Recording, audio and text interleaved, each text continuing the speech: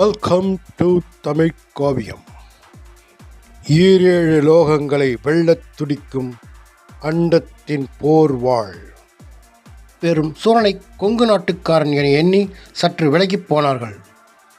சூரன் 6 பேரும் தன்னை விட்டு விலகிப் போவதைக் கண்டு, என்னவாயிற்று நண்பர்களே என்றான். மூத்தவனான யோகன் சூரனை பார்த்து, இதோ பார் சூரா, உங்கள் நாட்டு பேரைச் சொன்னதும் நாங்கள் விலகிப் போகிறோம். ஏனென்றால் உங்கள் நாடே அமானுஷங்கள் நிறைந்த நாடு. உங்கள் நாட்டில் உள்ளவர்கள் அனைவரும் முதலில் யார் என்று பார்க்க மாட்டார்கள், எதிரிலுள்ளவரை கொல்லத்தான் எண்ணுவார்கள். ஆனால் எனக்கு ஒரு சந்தேகம், உண்மையை சொல், நீ கொங்கு நாடா? இருந்திருந்தால் இந்த நேரத்தில் சண்டை போட்டிருப்பாயே என்று கேட்டான் யோகன். நான் எங்கு சொன்னேன், பக்கத்து நாடு என்று தான் சொன்னேன் என்றான் சூரன் சற்று நிறுத்தி நிதானமாக. அதற்கு பிற நாடு என்றால் எந்த நாடு சொன்னாய் நீ என்று கேட்டான். சூரன் அதற்குள் கேட்டவனையே பார்த்து, நீ எந்த நாடு என்று கேட்டான். நான் சீவல நாடு என்றான் அந்த கேட்டவன் மற்றொருவன். அதற்குள் யோகன் அனைவரையும் பார்த்து, அவனை பேச விடுங்கள், அமைதியாக இருங்கள், சற்று சூரனுக்கு பேச வாய்ப்பு கொடுங்கள் என்றான் யோகன். அப்போது அங்கே சற்று அமைதி நிலவியது. சூரன் கேள்வி கேட்டதற்கு அது மற்றொருவன், நான் சீவல நாடு என்றான். நீங்கள் அனைவரும் கொங்கு நாடு என்று நினைத்துதான் நான் அமைதியாக இருந்தேன். நீங்களாக கேட்டு நீங்களாக பதில் சொன்னால் எப்படி என்று சூரன் ஒரு வழியாக சமாளித்தான். யோகன் சற்று தெளிவடைந்தனாக சூரனுக்கு அருகில் வந்து, ஓ அப்படியா, எங்கள் சீவல நாட்டுக்காரனா? நல்லதாய் போனது போப்பா. இந்நேரம் கொங்கு நாட்டுக்காரனாக இருந்தால் எப்படியும் ஒரு பெரிய சண்டையே நடந்திருக்கும் தெரியுமா என்று யோகன் மனம் சாந்தமடைந்தவாறு கேட்டான். யோகன் சற்று யோசித்துவிட்டு சூரனை பார்த்து, நீ ஒருவனாக எப்படி இந்த காட்டில் வேட்டையாட வந்தாய்? அதனால் நீயும் எங்கள் அணியில் சேர்ந்து கொள், அது உனக்கு பாதுகாப்பாக இருக்கும் என்றான் யோகன். முன்பாகவே நாட்டு மக்களுடன் பழக வாய்ப்புக்காக காத்திருந்தான்.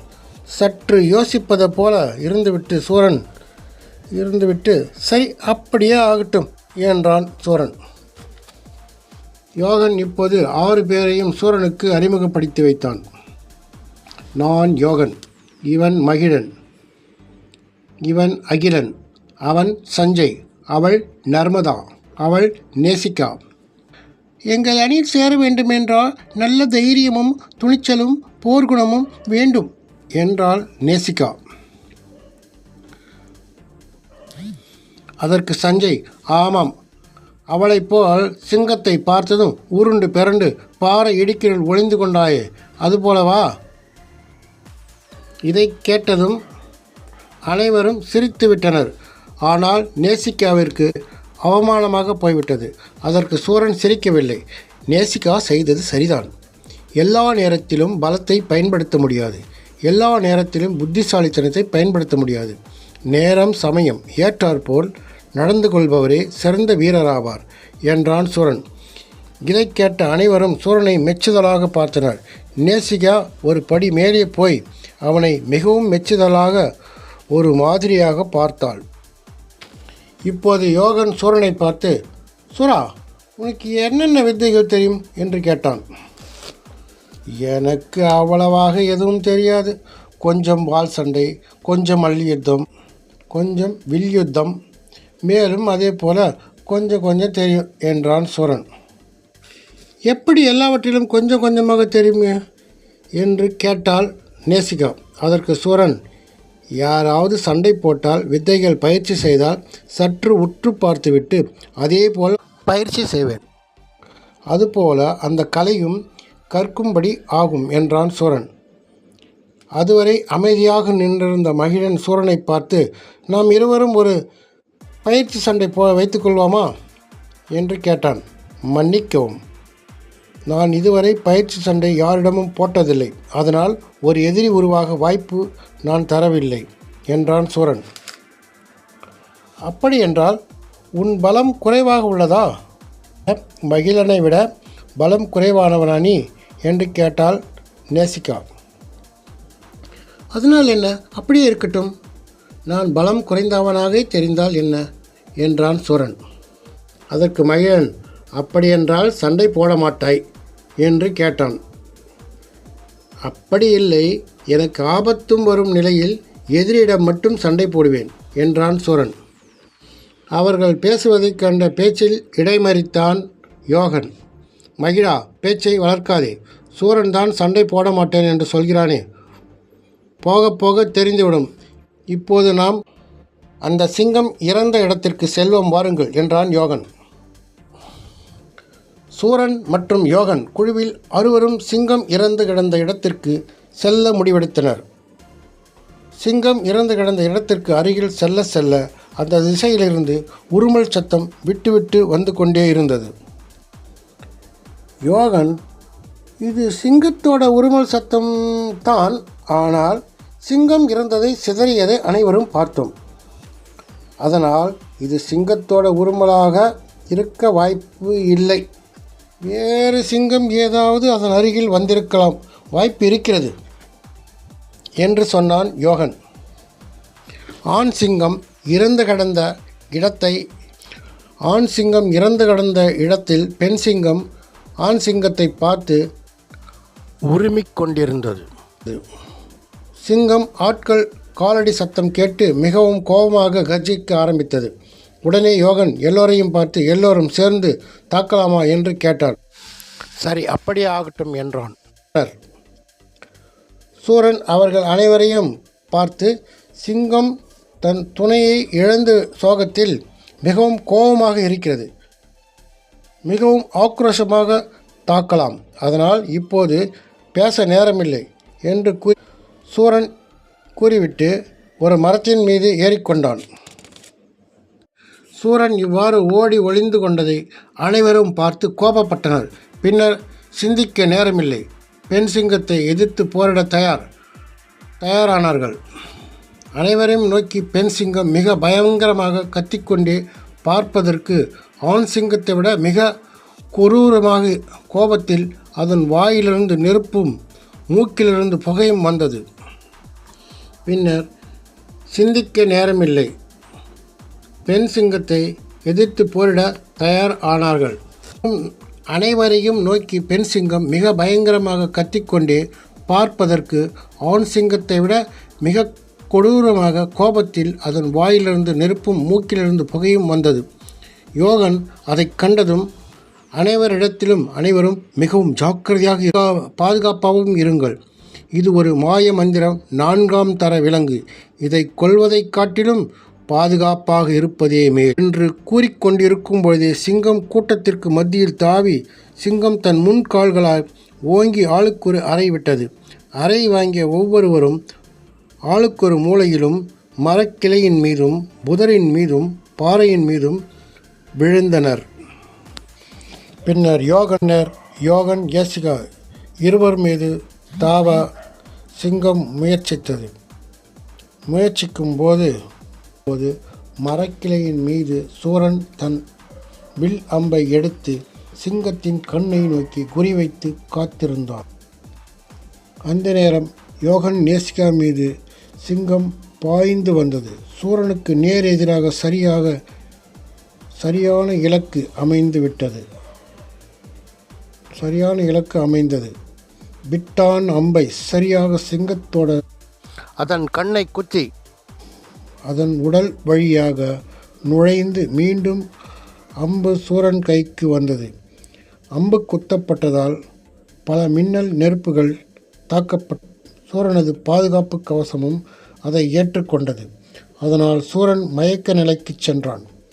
ஆனால் யோகன் நேசிகாவிற்கு ஒன்றும் புரியவில்லை. தங்களை நோக்கி வந்த சிங்கம் தாக்கப்பட்டது. திரும்பி பார்த்தால் சூரன் மரக்கிலிருந்து கீழே மயங்கி விழுந்தான். அதன் பிறகு யோகனுக்கு ஒரு வழியாக புரிய வந்தது. சூரனால் கொல்லப்பட்ட சிங்கத்தோட சக்தி சூரனை வந்தடைந்தது. அதனால் சூரன் உடல் பலம் போதாமைக்காக சிங்கத்தோட சக்தி பலத்தால் மயக்கமடைந்திருக்கிறான் என எண்ணினான். நல்ல வேளையாக சூரனால் இன்று நாம் காப்பாற்றப்பட்டோம் என்றாள் நேசிகா. அதற்கு யோகனும் ஆமாம் என்றான். அதன் பிறகு கீழே விழுந்த அனைவரும் ஒன்று கூடினர். யோகன் அனைவரையும் பார்த்து, நானும் நேசிக்காவும் சூரனை பார்க்கிறோம். நீங்கள் நால்வரும் அந்த சிங்கத்தோடின் உடலை கைப்பற்றுங்கள் என்றான். அதே போல யோகனும் நேசிக்காவும் சூரனிடம் சென்று அவன் முகத்தில் நீர் அடித்து தெரிய யோகன் சூரனை பார்த்து, ஏன் சிங்கத்தோட சக்தியை தாக்கப்பட்டதால் மயக்கமடைந்தாய் என்று கேட்டான். ஆமாம், ஏதாவது மிருகத்தோட சக்தி தாக்கினால் இந்த மாதிரி எனக்கு மயக்கம் வந்துவிடுகிறது என்றான் சூரன். கவலைப்படாதே, இதற்கு மேல் உனக்கு அப்படி ஆகாது. காரணம், 4ஆம் தரவரிசை விலங்கின் முழுமையான சக்தி உனக்கு கிடைத்திருக்கிறது. சிங்கத்தோட இறைச்சியை நீ சாப்பிட்டால் உனக்கு முழுமையான உடல் வலிமையும் கிடைக்கும் என்றான் யோகன். அப்படியா என்று கேட்டான் சூரன். பிறகு சூரன், யோகன் மற்றும் நேசிகா மூவரும் இறந்து கிடந்த சிங்கத்தோட இடத்தை அடைந்தனர்.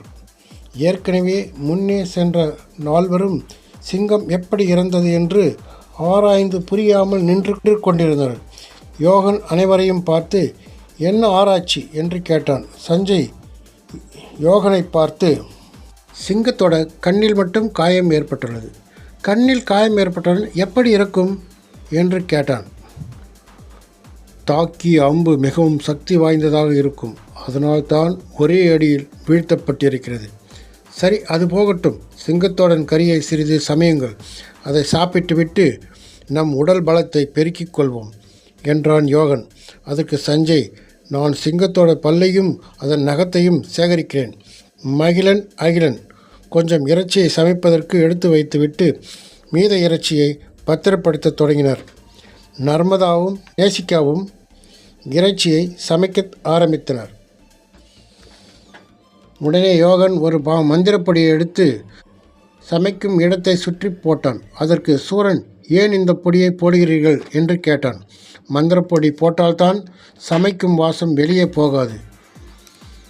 வெளிமிருகங்கள் இந்த வாசத்தை கண்டாலே நம்மை எல்லாம் கொன்றுவிடும்.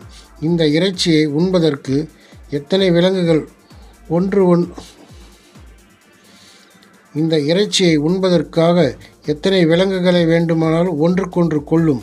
அதனால் நாம் ஜாக்கிரதையாக இருப்பதே நல்லது என்றான் யோகன்.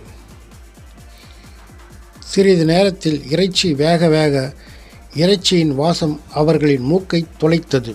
நேசிகா சூரனை பார்த்து, என்ன சூரா, வாசம் எப்படி இருக்கிறது? அது மட்டுமல்ல, எங்கள் வீட்டு மசாலா பொடியையும் சேர்த்து உள்ளேன் என்றாள் நேசிகா. வாசம் மிக நன்றாக உள்ளது என்றான் சூரன். இவ்வாறாக வேக வைத்த இறைச்சியை அனைவரும் உண்டு மகிழ்ந்தனர். அதன் பிறகு யோகன் சூரனை பார்த்து, ஆமாம் சூரா, அந்த அம்பு எப்படி உனக்கு கிடைத்தது? மிக சக்தி வாய்ந்த அம்பாக இருக்கிறதே. நான் இதுவரையில் இதுபோல் அம்பை பார்த்ததில்லை. ஆனால் கேள்விப்பட்டிருக்கிறேன். மிக சக்தி வாய்ந்த மனிதர்களிடம் மட்டும் இது மாதிரி பொருட்கள் எல்லாம் இருக்கும் என்றான் யோகன். சூரன் சிறிது யோசித்துவிட்டு, என்னுடைய நலம் விரும்பி ஒருவர் எனக்கு ஆபத்து ஏற்படும் போது பயன்படுத்தச் சொன்னார். ஆனால் நீ எங்களுக்கல்லவா அந்த அம்பை பயன்படுத்தினாய் என்று கேட்டாள் நேசிகா. அதற்கு சூரன் மெதுவாக நேசிகாவை உற்று பார்த்தான். சூரனது பார்வை நேசிகாவின் மீது பட்டதால் நேசிகா அழகிய முகம் சற்றே நாணத்தால் சிவந்து போனது. இதை கண்ட பக்கத்திலிருந்த நர்மதா நேசிகாவிடம், நேசிகா, சற்றே நிதானத்திற்கு வா, நீ யார் என்று உணர்ந்து நட என்றாள். அதற்கு நேசிகா நர்மதாவிடம், சரிதையெல்லாம் எனக்கு தெரியும் போடி என்றாள். அப்படி நேசிகா கூறிக்கொண்டே சூரனை பார்த்தாள். ஆனால் சூரன் அவளை கவனிக்கவில்லை. யோகனிடம் ஏதோ பேசிக்கொண்டிருந்தான். அந்த நிலையில் வேக வைத்த இறைச்சியை யோகனிடம் கொஞ்சம் கொடுத்து உண்ணச் சொன்னாள். எப்படி இருக்கிறது என்று பார்த்து சொல்லுங்கள் என்றாள். யோகன், நன்றாக உள்ளது என்றான். சூரன், மிக மிக நன்றாக உள்ளது என்று இறைச்சியை ருசித்து கொண்டே சொன்னான். தொடர்ந்து கேட்க சப்ஸ்கிரைப் செய்யுங்கள், லைக் செய்யுங்கள். லைக் செய்யும் ஒரு சிலருக்கு ஹைப் வந்தால் ஹைப் செய்யுங்கள்.